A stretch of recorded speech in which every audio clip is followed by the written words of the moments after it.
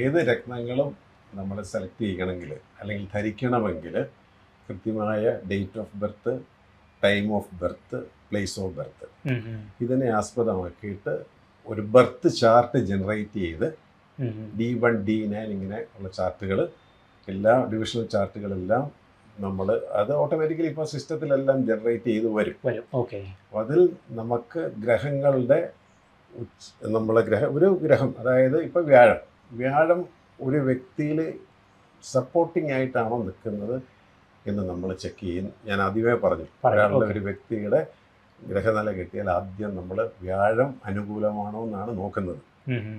അങ്ങനെ അനുകൂലമായ എല്ലാവർക്കും യെല്ലോ സഫയർ മാച്ചിങ് ആണോ എന്നുള്ളതും നമ്മൾ ചെക്ക് ചെയ്യണം. അതായത് നമുക്ക് വ്യാഴത്തിന്റെ ഹൗസസ് ഏതാണെന്ന് ആദ്യം അറിയണം. വ്യാഴത്തിന് 2 ഗ്രഹങ്ങളാണ്, 2 ഹൗസസ് ആണത്, രാശികളാണ് വ്യാഴം കൺട്രോൾ ചെയ്യുന്നത്. 2 രാശികളും, പിന്നെ ഒരു ഉച്ചരാശിയുണ്ട്, ഒരു നീചരാശിയുണ്ട്. അപ്പോൾ ധനു രാശി എന്ന് പറയുന്നത് വ്യാഴത്തിന്റെ ഓൺ ഹൗസാണ്. മീനം വ്യാഴത്തിന്റെ ഓൺ ഹൗസാണ്. കർക്കിടകം എന്ന് പറയുന്നത് വ്യാഴത്തിന്റെ ഉച്ചരാശിയാണ്. കർക്കിടകത്തിന്റെ 7th ഹൗസ് എന്ന് പറയുന്നത് മകരമാണ്, അത് വ്യാഴത്തിന്റെ നീചരാശിയാണ്. ഏത് ഗ്രഹത്തിന്റെ ഉച്ചരാശിയുടെ 7th ഹൗസ് ആ രാശിയുടെ നീചരാശിയായിരിക്കും.